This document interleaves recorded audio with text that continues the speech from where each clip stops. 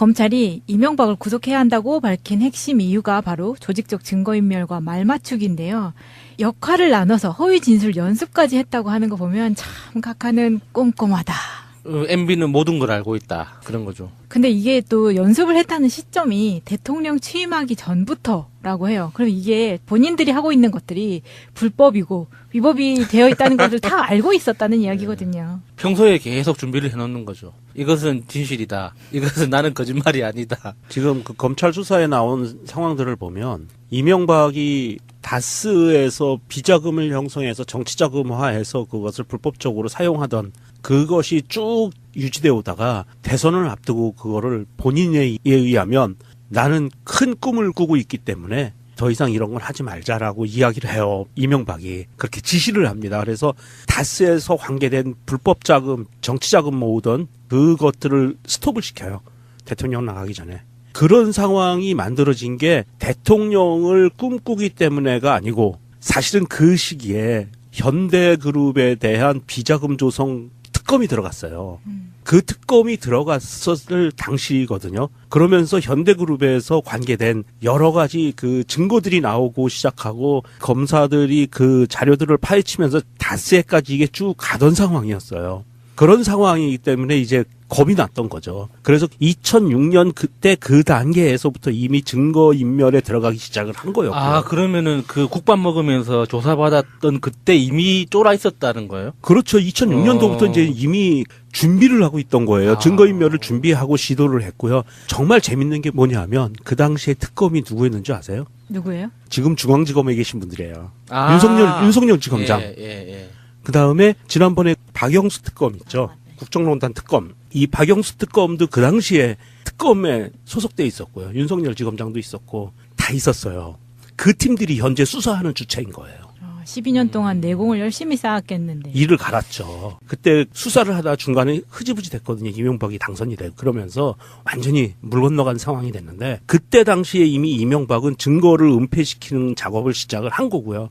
그리고 대통령 취임 전에 이미 이렇게 말맞추기를 시도했던 거죠. 그러니까 이게 물론 이제 다스가 만들어진 80년대가 이명박의 돈으로 시작을 한 거라고 지금 검찰에서는 밝혔어요. 그래서 다스라는 회사가 시작할 때부터 대부기공이 시작할 때부터 이명박의 돈으로 시작을 했고 그 돈을 종잣돈으로 해서 지금까지 왔던 건데 2006년도까지 오면서 어마어마하게 그 자기의 정치적인 입지를 위해서 정치자금을 다스를 통해서 만들어냈는데 그것이 이제 대통령 선거 앞두고 특검이 들어가고 하면서 겁이 나니까 이제 거기서부터 꼬리 자르기가 들어간 거죠. 이게 이명박이 한 짓이 수사기관으로서는 정말 제일 싫어하는 거예요, 진짜로. 이게 참고인으로라도 경찰이나 검찰에 한번 소환이 되면 제일 먼저 주의를 주는 게 사건 관련자들하고 연락하지 말라고 하거든요.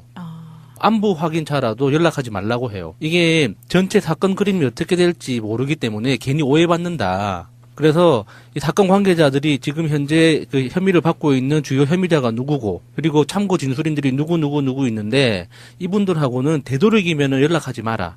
괜히 연락했다가 오해받으니까 그리고 우리도 굉장히 난처해진다. 그런 주의를 먼저 주거든요. 정말 싫어하는 거예요. 이렇게 사건 관계인들끼리 이렇게 짜맞추는 것에 대해서. 그러니까 괘씸죄가 이렇게 굉장히 크게 박히는 건데. 그리고 2006년부터 예. 증거인멸을 시작을 했다고 하는데 사실 1996년 4월 총선에서도 다스 자금을 동원해서 이제 리서치 회사에 여론조사를 의뢰를 했었잖아요. 이때도 이명박은 리서치 회사 대표하고 형 이상은에게 허위 증언을 할 것을 계속 말맞추기를 그때도 했었기 때문에 사실은 96년부터라고 쳐도 2006년까지 10년이에요. 네. 은폐하고 인멸할 게 너무 많아. 다 할 수 있었겠냐고요. 그 반증이 저는 영법빌딩에서 나온 그 5년치 자료도 그런 반증이라고 생각을 하거든요. 어떻게 해서든지 증거는 완벽하게 인멸되지 않는다. 그러니까 2006년도에 사실 이게 어떤 문제가 심각하게 불거졌냐 하면 양재동에 가면 현대기아차 사옥이 있어요. 네. 예, 큰 트윈빌딩. 예.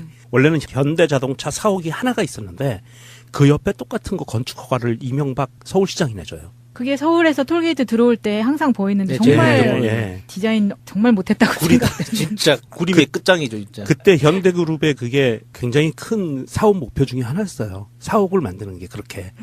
그런데 그거를 이명박이 서울시장일 때 그거를 허가를 내주는데 이게 문제가 있다 그래서 검사들이 뒤지기 시작을 한 거거든요. 그때부터 이제 불거지니까 본인이 그거를 증거인멸을 시도한 거고요. 이제 김제로 게이트라고 그러는데 원래 좀 김제로 게이트는 아니고 이거 다시 이름 붙이면 이명박 게이트가 맞을 것 같아요. 그 당시부터. 그 당시 수사 라인업이 박영수 특검이 대검 중수부장으로 수사를 총지휘했고요. 윤석열 지검장이 그 당시에 수사팀이었어요. 일선 검사.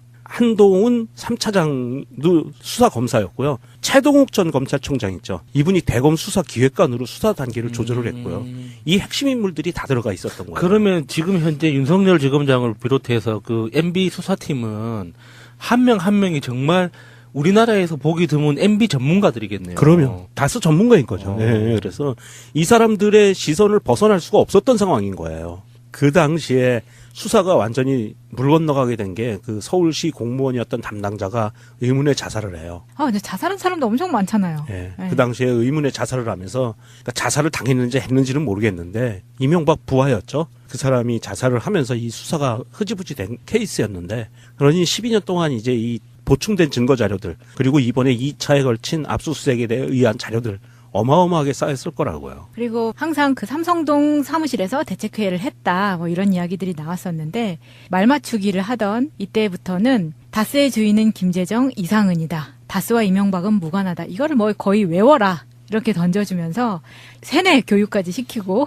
대책회의에 참석하지 않은 다스 임직원들한테는 별도로 말 맞추기 교육 시간을 따로 가졌다고 하죠. 근데 결국에는 그 교육을 받은 임직원이 고백을 했잖아요. 나는 입사하자마자 3개월 만에 알았다.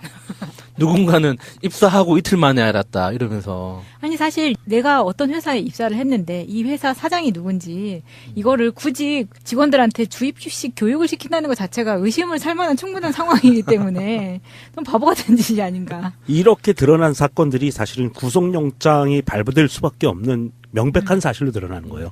증거인멸의 우려. 그러니까 이런 교육까지 시켰다는 것까지 밑에 이제 김백준이라든가 이런 사람들이 다 불었기 때문에 검찰 입장에서도 정말 증거인멸 우려 때문에라도 잡아둘 수밖에 없는 상황을 본인이 만든 거죠. 그런데 검찰에서는 이번 한 20여 시간 조사를 했죠. 네. 이때 검찰에서는 해도 너무하더라 라는 이야기가 절로 나올 만큼 이명박이 조사를 받는 동안에 지나치게 모르겠다, 나는 모른다, 이 모르쇠 전략을 구사를 했다고 합니다.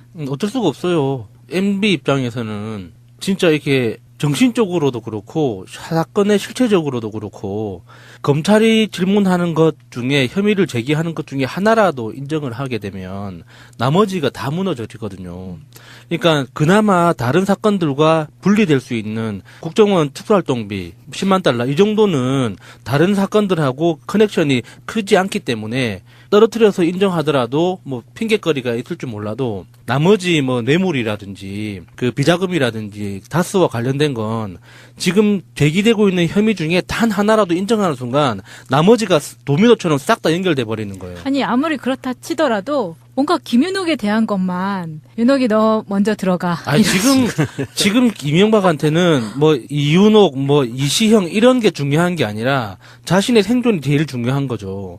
이 상황에서 예를 들어서 지금 박근혜 관련해서 오천 살인 사건 의혹을 받잖아요. 그런 식으로 이명박 정권, 이명박이 서울시장이었던 그 시절부터 대통령이던 그 시절까지 일어났던 의문사들이 만약에 이 뇌물건하고 다시 연결된다는 그 자기 혼자만의 상상 속에서 이명박은 모든 걸 알고 있잖아요. 그러니까 이명박은 그 공포의 수준이 우리가 추정하는 거하고는 다른 거예요. 그러니까 뭐 체면이고 나발이고 마누라고 뭐가 없는 거지. 일단 무조건 부정하고 제 마지막까지 버티는 거 말고는 방법이 없는 거예요.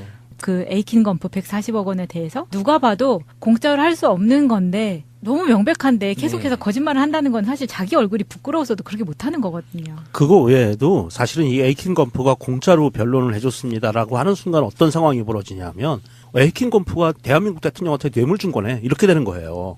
이거 자체가 뇌물죄예요.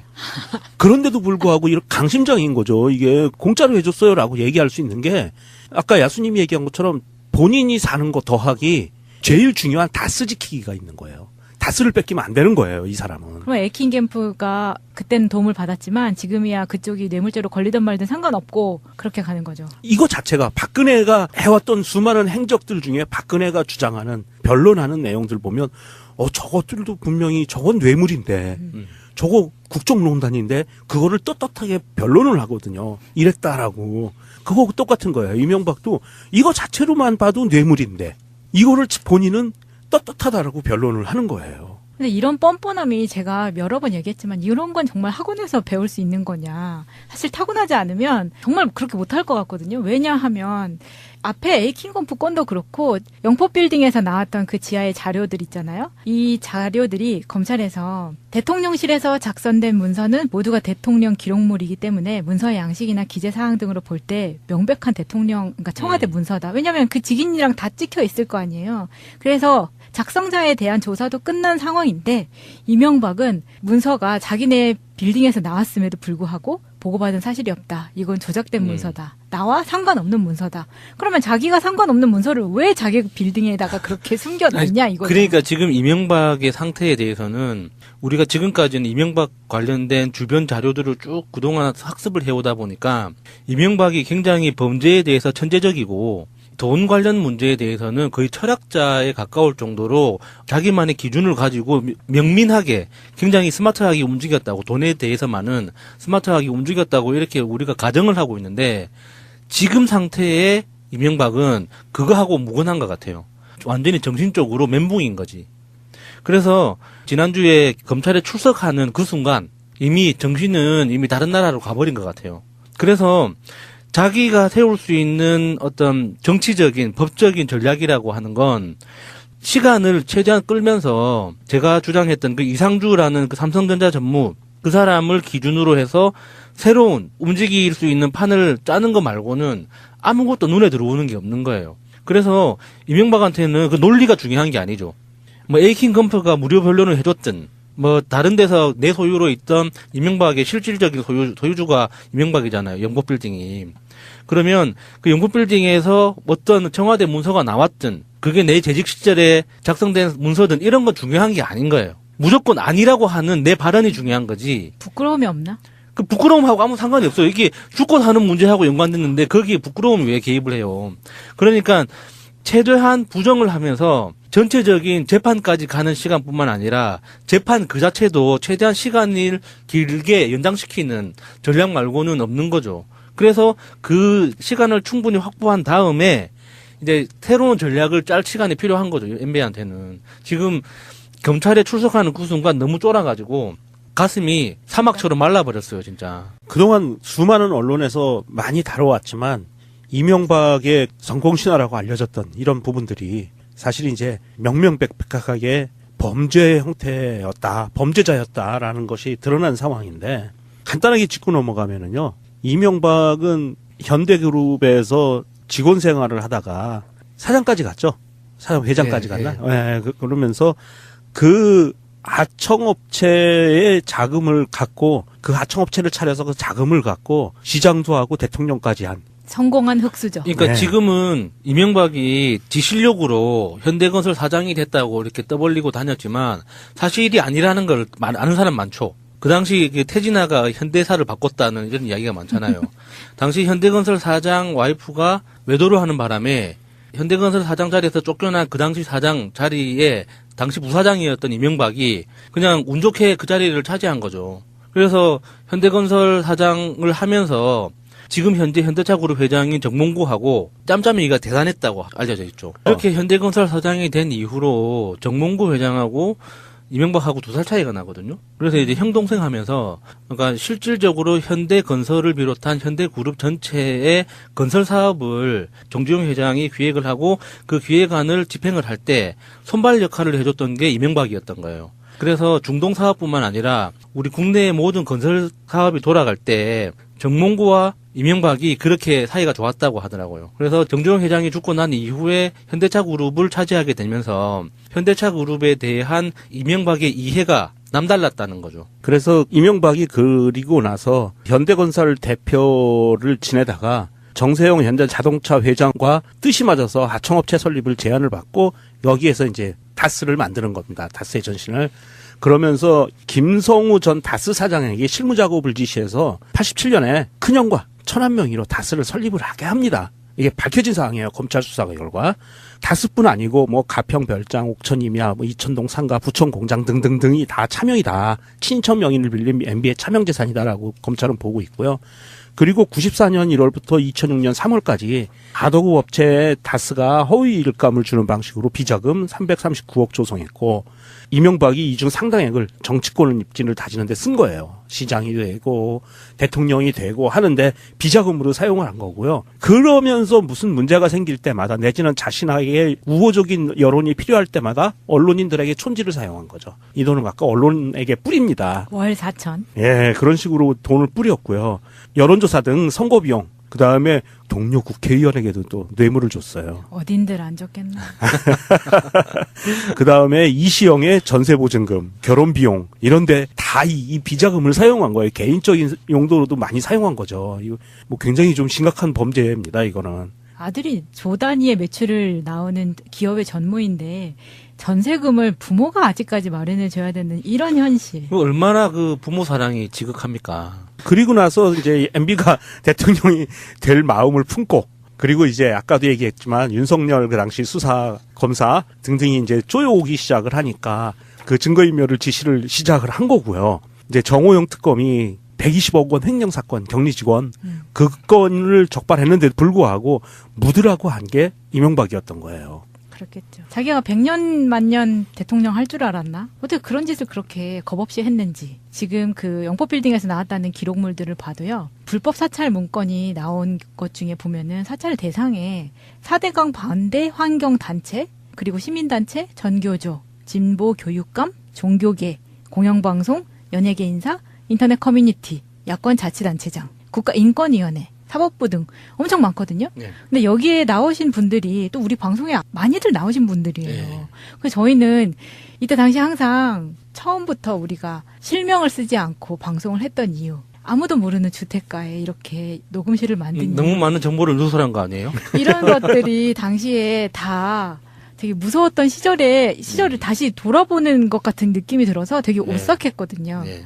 그러니까 왜 가끔 푸나님이 그런 이야기 하시지 않는 새벽에 녹음실에서 나오면 건장한 남자들이 주위에 서성거릴 때. 왜냐하면 주택가에 그런 사람들이 서 있을 이유가 없어요, 새벽에. 그런 얘기 들으면 되게 무서웠었거든요.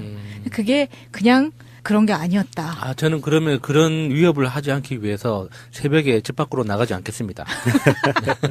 그래서 이제 마무리를 하면 이명박에 관계된 거는 사실 그동안 이 방송을 듣는 분들도 그랬고 많은 사람들이 우리 방송을 안 듣는 분들은 더 많이 그런 생각을 했을 거예요. 이명박 그러면 셀러리맨으로 시작해서 기업 임원, 회장, 사장회장, 그다음에 국회의원, 서울시장, 대통령까지 너도 저렇게 될 수 있어. 아, 그렇죠. 셀러리맨의 신화. 그리고 대통령이 끝나고 나서는 재산을 사회에 환원하는 모양새까지.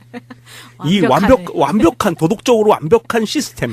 이거를 이렇게 포장을 했었는데 사실 검찰에서는 이렇게 보고 있어요. 검찰은 이명박이 일생을 살아오면서 어느 자리에 있었든지 간에 인생의 목표는 하나. 자기의 차명재산을 지키는데 온 몸을 다 바쳐서 발버둥을 쳤다. 라고 검찰은 파악을 하고 있고요. 그리고 검찰이 이런 얘기를 합니다. 이명박의 혐의가 2007년 검찰 특검 수사에서 드러났다면 대통령 당선이 무효가 됐을 것이다. 이러면서 이명박 측의 조직적인 증거인멸 행위가 방치됐던 과거 수사에 대해서 만시지탄의 감정을 내비쳤다는 거예요.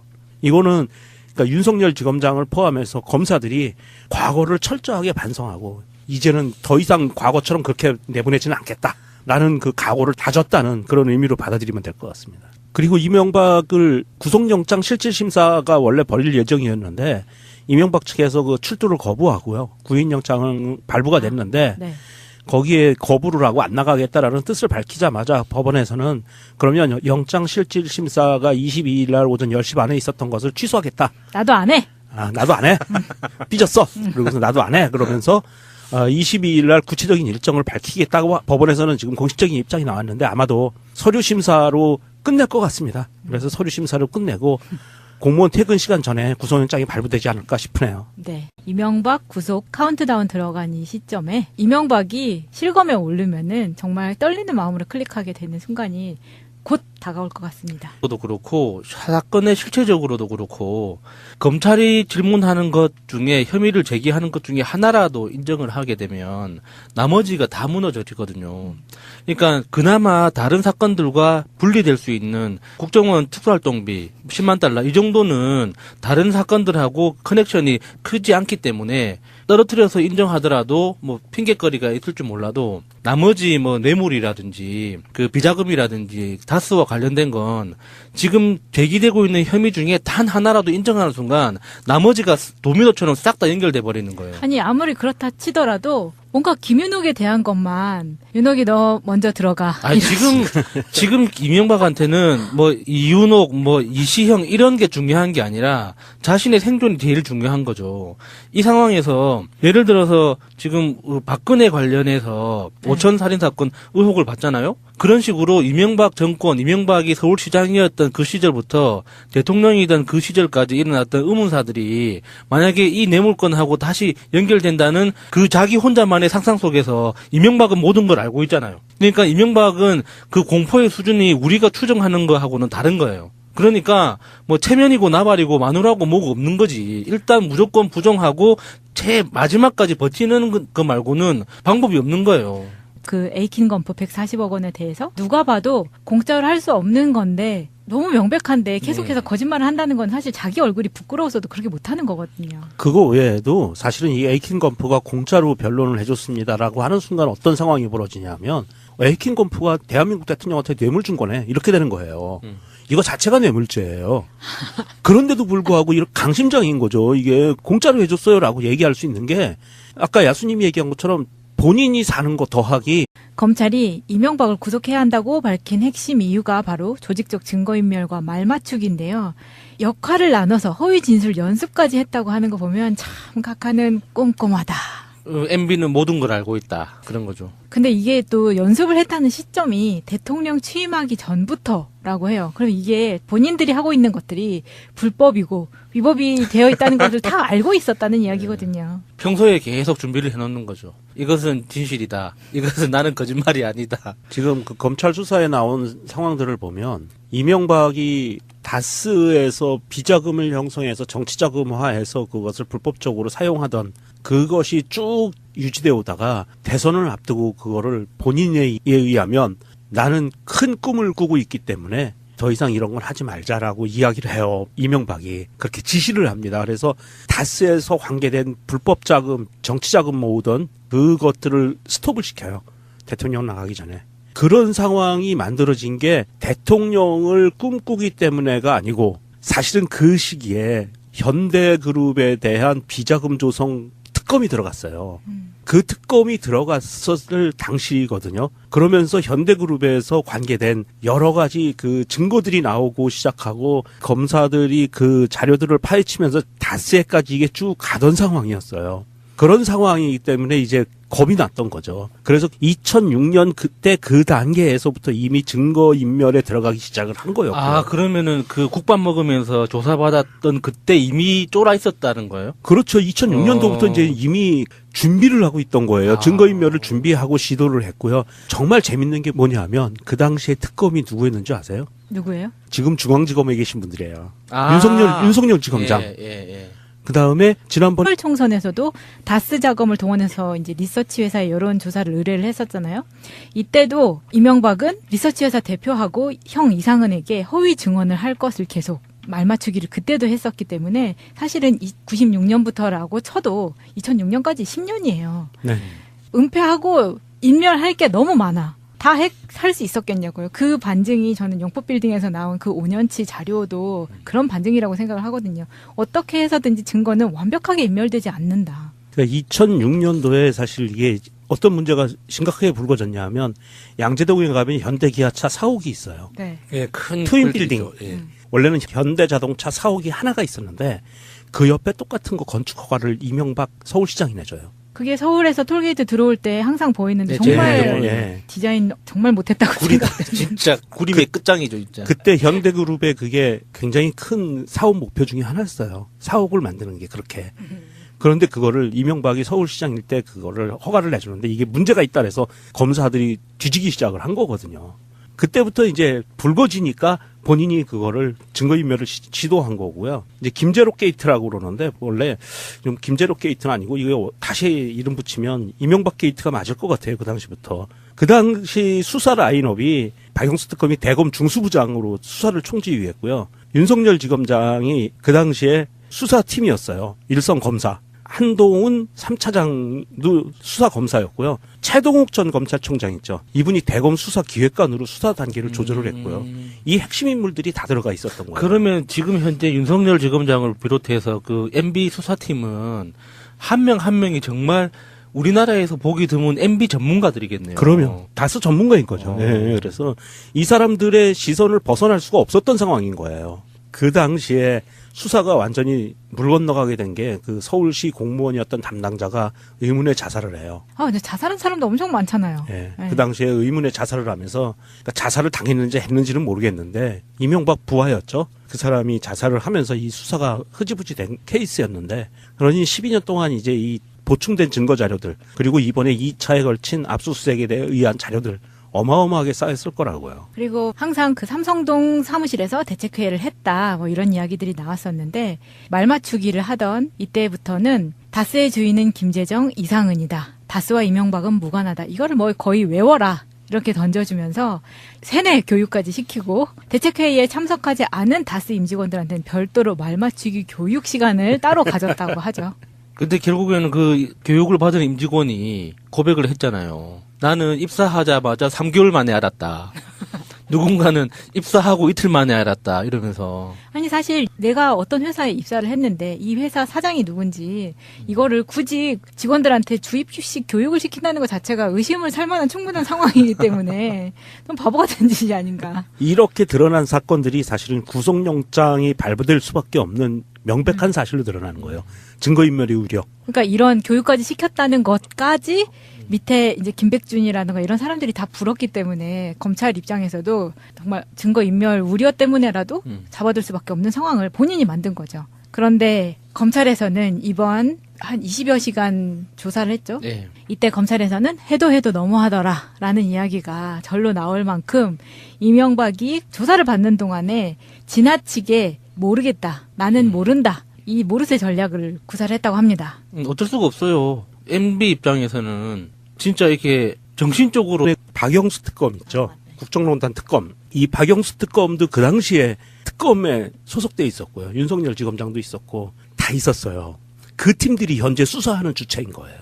12년 동안 내공을 열심히 쌓았겠는데. 이를 갈았죠. 그때 수사를 하다 중간에 흐지부지 됐거든요. 이명박이 당선이 되고 그러면서 완전히 물 건너간 상황이 됐는데 그때 당시에 이미 이명박은 증거를 은폐시키는 작업을 시작을 한 거고요.